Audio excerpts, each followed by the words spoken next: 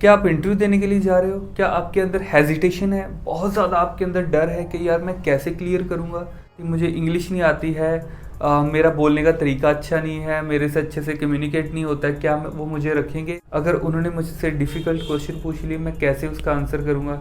यार मेरी तो बेइज्जती हो जाएगी अगर मेरी इंटरव्यू क्लियर नहीं हुई। वो क्या सोचेंगे कि इसको आता ही नहीं है कुछ।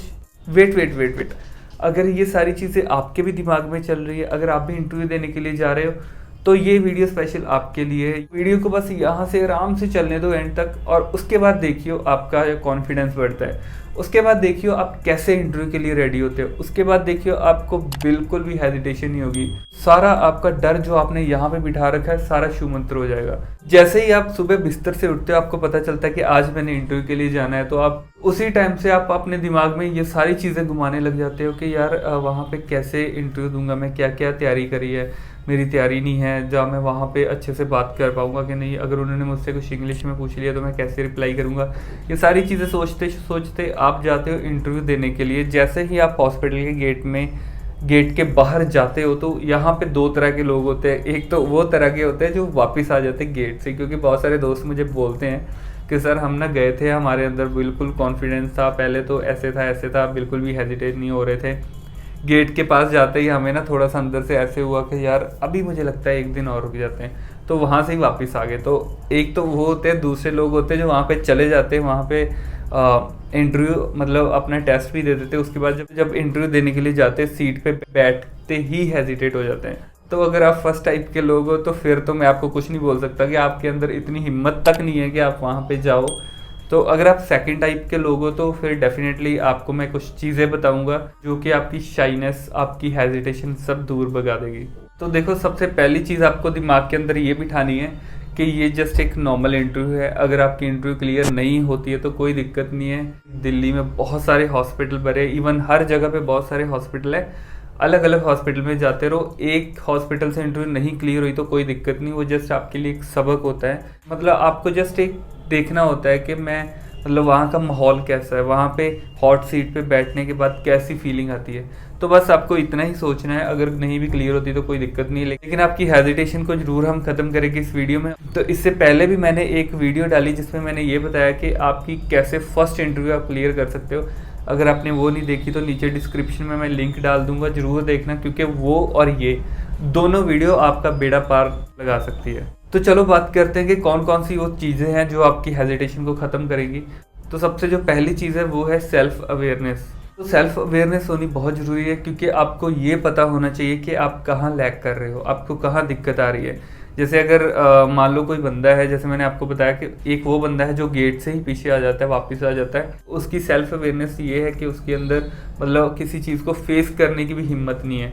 और सेकंड टाइप के जैसे लोग हैं, मैंने आपको बताया कि आप चेयर पे बैठते हो, तो वहाँ पे आपको देखना है कि मतलब मुझे किस चीज़ में प्रॉब्लम है, आइडेंटिफाई करना है आपकी उस कॉज को। जैसे अगर आपको इंग्लिश बोलने से है तो आपको ये पता होना चाहिए कि मेरी प्रॉब्लम जो है वो इंग्लिश है और कुछ नहीं है। दूसरी चीज़ है कि अगर आपको लगता है कि मेरी कम्युनिकेशन अच्छी नहीं है, जब मैं वहाँ पे जाके मुझे एंजाइटी होती है, मेरा मुंह सूखने लग जाता है, तो मैं फंबलिंग करने लग जाता हूँ, तो वहाँ पे मुझे क्वेश्चन माइंड से स्किप हो जाता है ना। तो ये आपका रूट कॉज है, आपको ये पता होना चाहिए। तो इसलिए सेल्फ अवेयरनेस होनी बहुत ज़रूरी है कि आपको पता होना चाहिए कि हम कहाँ पे स्टैंड करते हैं, क्योंकि जब तक आप पानी के अंदर नहीं उतरोगे आपको नहीं पता चलेगा कि आपको तैरना आता है, आप डूबो के मरोगे या तैर के बाहर आ जाओगे। तो जब तक पानी के अंदर नहीं जाओगे तब तक आपको कुछ पता नहीं चलेगा। तो इसलिए पहले उस चीज़ को फेस करना सीखो और अपने आप के लिए सेल्फ अवेयर हो कि आपको कहाँ पे प्रॉब्लम है, फिर उस चीज़ को आपको ठीक करना है। तो हेजिटेशन को दूर करने के लिए जो हमारी सेकंड चीज़ है वो है प्रेपरेशन। प्रेपरेशन किस चीज़ की? आप किसी भी फील्ड के बंदे हो, मैं ये नहीं बोल रहा हूँ कि आप मेडिकल फील्ड के या किसी भी फील्ड के बंदे हो और आप इंटरव्यू के लिए जा रहे हो, तो प्रेपरेशन में सबसे पहले आपको प्रिपेयर क्या करना है कि जहाँ पे भी आप जा रहे हो उसके बारे में, कि वो क्या, कहाँ पे आप जा रहे हो, कौन सी कंपनी है, कौन सा हॉस्पिटल है, क्या है, उसके बारे में कुछ नई नई चीज़ें जो उनकी न्यू डेवलपमेंट्स वहाँ पे हुई है ना, वो चीज़ें। और अगर आप हॉस्पिटल में जा रहे हो तो कितने बेड का हॉस्पिटल है, वहाँ पे कितने आईसीयूज़ है, क्या क्या है ना, वो सारी चीज़ें आपको उसके बारे में जाननी है।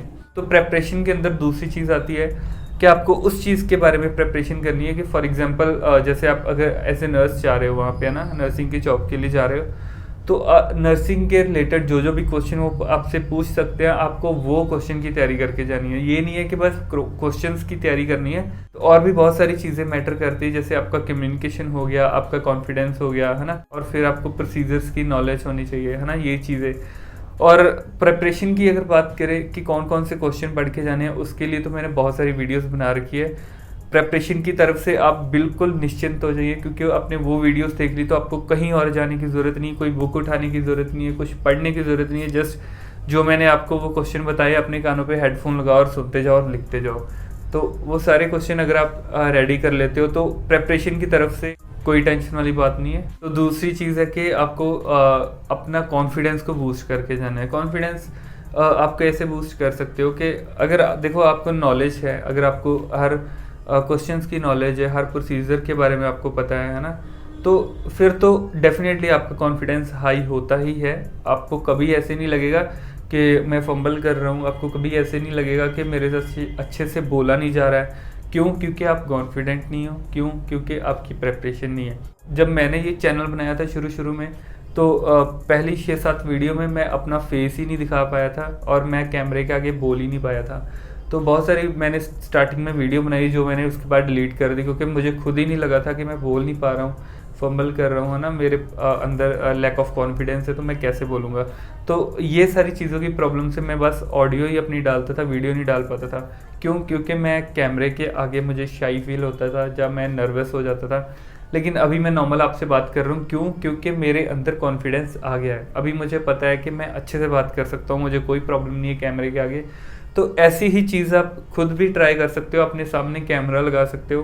आप मतलब आप ये सोचो कि जो नेक्स्ट वाला बंदा है वो मतलब मेरा इंटरव्यूअर है और मैं उसके साथ मतलब बात कर रहा हूँ। तो बीच बीच में इंग्लिश बोलने की ट्राई करो, हिंदी बोलो, इंग्लिश बोलो। फिर कुछ क्वेश्चंस जो अपने पहले ही आप लिख के रख लो और उसके ऊपर उनको बताओ। जैसे आपने मतलब इंटुबेशन लिख के रख लिया कि how to intubate the patient, है ना, तो फिर कैमरे के आगे ऐसे बोलो उनकी, मतलब बिल्कुल कैमरे के आगे आपको खड़े होकर ऐसे बोलना है। तब आपको पता चलेगा कि मैं कैसे बोलता हूँ, मैं कैसे लगता हूँ, मैं फंबल कर रहा हूँ या मेरे से अच्छे से बोला नहीं जा रहा, या कॉन्फिडेंस की कमी लग रही है। उस चीज़ को आपको ऐसे करके मतलब आप इम्प्रूव कर सकते हो। वो भी नहीं है तो आपका कोई बेस्ट फ्रेंड, आपका कोई कोलीग, आपका कोई फैमिली मेम्बर आपसे क्वेश्चन पूछे और आप सामने कैमरा लगा के ऐसे बोलो। क्योंकि जब तक आप कैमरे में नहीं देखोगे तो आपको ऐसा फील नहीं होगा कि जैसे कोई मुझे देख ही जा रहा है बस। तो ऐसे ही आप अपनी तैयारी कर सकते हो, अपना कॉन्फिडेंस जो है बूस्ट कर सकते हो। तो नेक्स्ट चीज़ है प्रैक्टिस विद फ्रेंड्स। तो जैसे मैंने ऑलरेडी आपको बता दिया है कि अपने किसी रिलेटिव, कलीग या फ्रेंड के साथ आप प्रैक्टिस कर सकते हो। जैसे आप मान लो 2 जने जा रहे हो इंटरव्यू के लिए, वो और आप दोनों एक साथ बैठ सकते हो और एक दूसरे से मतलब पहले वो आपका इंटरव्यूअर बने और आप कैंडिडेट बनो, फिर नेक्स्ट टाइम आप कैंडिडेट बने, वो आपका इंटरव्यूअर बने। और क्वेश्चंस आपको पहले से ही कुछ प्री रिटन लिख के रखने हैं, ना, जिसमें आपको जो मतलब जो आपका इंटरव्यूअर है वो देख के पूछेगा कि हाँ जी ये बताओ। तो आप बिल्कुल स्ट्रिक्ट होके, सीरियस होके क्वेश्चन पूछने हैं एक दूसरे से और आंसर करना है। ये नहीं है कि आपका फ्रेंड आपसे कुछ क्वेश्चन पूछ रहा है और आप आगे से करें हा हा हा, क्योंकि आपको पता है कि ये जस्ट हम वैसे लगे हैं, कोई इंटरव्यू नहीं है। आपको अपना कॉन्फिडेंस बूस्ट करने के लिए इस चीज़ को बार बार प्रैक्टिस में लेके आना होता है। तो जितनी बार आप ज़्यादा प्रैक्टिस करोगे उतना ही आप अच्छा बोलोगे, उतना ही आप अच्छे से एक्सप्लेन कर पाओगे। मुझे पता है आप सबको बहुत नॉलेज है, बस आपसे बोला नहीं जाता बिकॉज ऑफ हेजिटेशन। इसी चीज़ को हमें ख़त्म करना है। तो दोस्तों नेक्स्ट चीज़ है पब्लिक स्पीकिंग कोर्सेज। तो मैं आपको ये तो नहीं रेकमेंड करूँगा कि आप एक इंटरव्यू के लिए कोई पब्लिक स्पीकिंग कोर्स ज्वाइन कर लो, जिसके लिए आपको बहुत पैसे भी पे करने पड़े। अगर आप नॉर्मल मतलब जैसे स्टेज फियर होता है ना हम सबको, तो अगर आप स्टेज फियर अपना कम कर सकते हो, या अपने दोस्तों के साथ, अपने फ्रेंड्स का कोई बड़ा ग्रुप हो जिसमें आप ऐसे ही डिस्कशन कर सकते हो क्वेश्चंस के बारे में, या आप एक ग्रुप बना के व्हाट्सएप पे, है ना, उस पर बात कर सकते हो।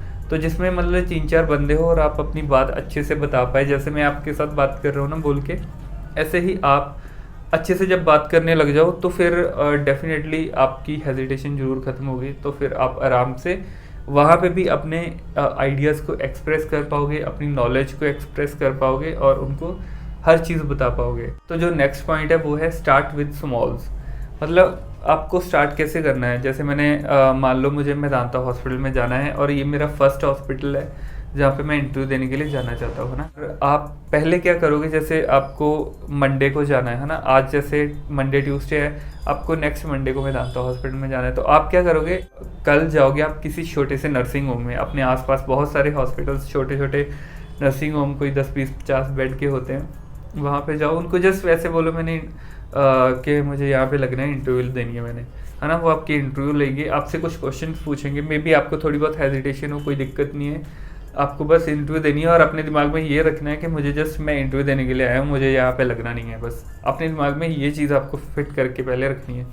अब जाते हो, वो आपसे क्वेश्चन पूछते हैं, तो मे बी आपको थोड़ी बहुत हेजिटेशन होगी, लेकिन आप उनसे क्वेश्चन मतलब जो भी पूछोगे, इंटरव्यू आपकी होगी, उसके बाद आप घर आ जाओगे कि आपने क्लियर करा है या नहीं करा है, ये मैटर नहीं करता है, ठीक है। लेकिन ये है कि आपको एक मतलब स्पॉट मिल गया, यहाँ पे बैठ के आपको पता चल गया कि मेरा लेवल क्या है, मैं कितने पानी में हूँ।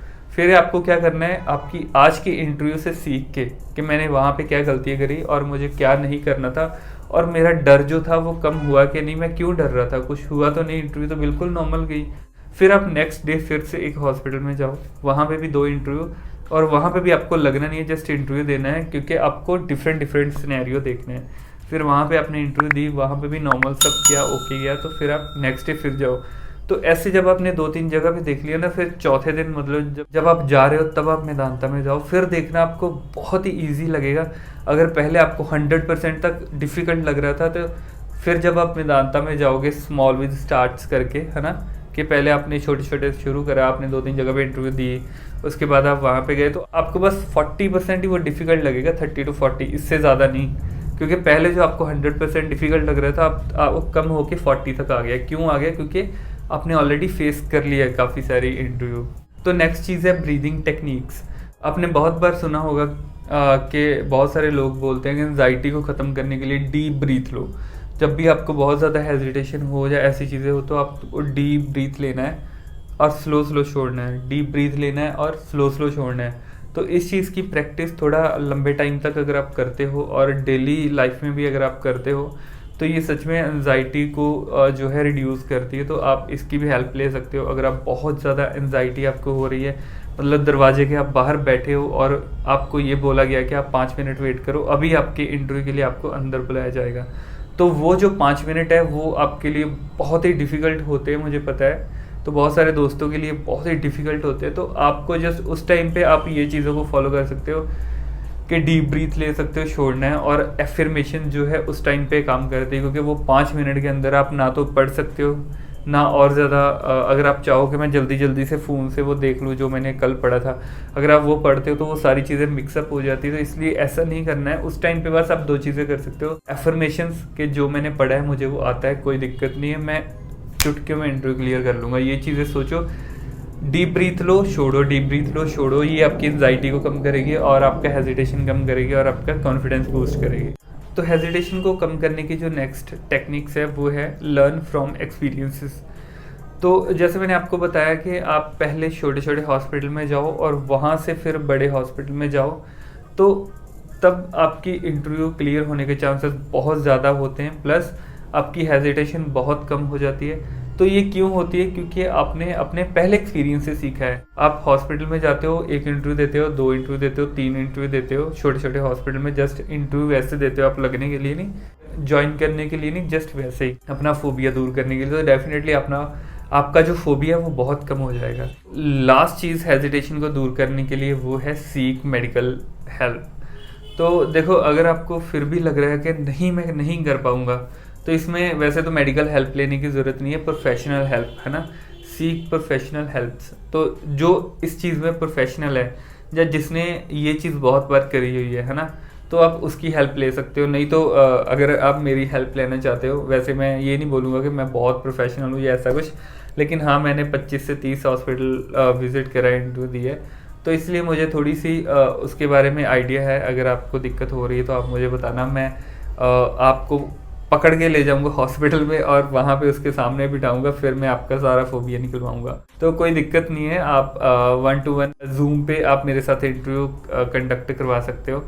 तो अगर आप चाहो आपको जस्ट एक आइडिया लेना है कि इंटरव्यू में मैं कैसे, अगर आप जैसे मैंने बोला कि आप अपने फ्रेंड्स के साथ ट्राई करो, किसी के भी साथ ट्राई करो, अगर उनके साथ आपका हा हा ही होता है, अगर आप उनके साथ सीरियस होके नहीं कर सकते हो तो आप मुझे बता सकते हो, आप मेरे साथ एक इंटरव्यू कर सकते हो। तो हम जूम पे एक इंटरव्यू कर लेंगे और फिर हम देखेंगे कि आपको कितनी नॉलेज है। मैं आपको बताऊंगा, अगर आपको ये सारी चीज़ों की नॉलेज हुई तो डेफिनेटली आप क्लियर करोगे, और अगर मैंने आपको बोल दिया कि आप क्लियर करोगे तो आप करोगे, अगर नहीं करोगे तो फिर मैं करवाऊंगा, कोई दिक्कत वाली बात नहीं है। तो दोस्तों यही था मेन हेजिटेशन को ख़त्म करने के लिए, और ये सारी चीज़ों को अगर आप अप्लाई करोगे एक एक करके, एक भी चीज़ नहीं छोड़नी, तो मैं गारंटी देता हूँ कि आपकी जो है हेजिटेशन जरूर ख़त्म होगी। अगर किसी भी आप पॉइंट को स्किप कर देते हो और फिर आप बोलते हो कि मेरी हेजिटेशन ख़त्म नहीं हुई, तो फिर मैं कुछ नहीं कर सकता, क्योंकि आपने प्रोफेशनल हेल्प नहीं ली, क्योंकि मैंने जो बोला आपने वो नहीं अप्लाई करा। तो आई होप कि ये आज की वीडियो आपके लिए बहुत ही बेनिफिशियल रही होगी। अगर और कोई डाउट हुआ, कुछ पूछना हुआ, तो आप ज़रूर कमेंट सेक्शन में कमेंट कर सकते हो, और किसी टॉपिक के ऊपर वीडियो चाहिए तो नीचे कमेंट सेक्शन में ज़रूर मुझे सजेस्ट करो, फिर मैं उस टॉपिक के ऊपर वीडियो बनाऊंगा। दोस्तों हम मिलते हैं नेक्स्ट वीडियो में, तब तक के लिए बाय बाय।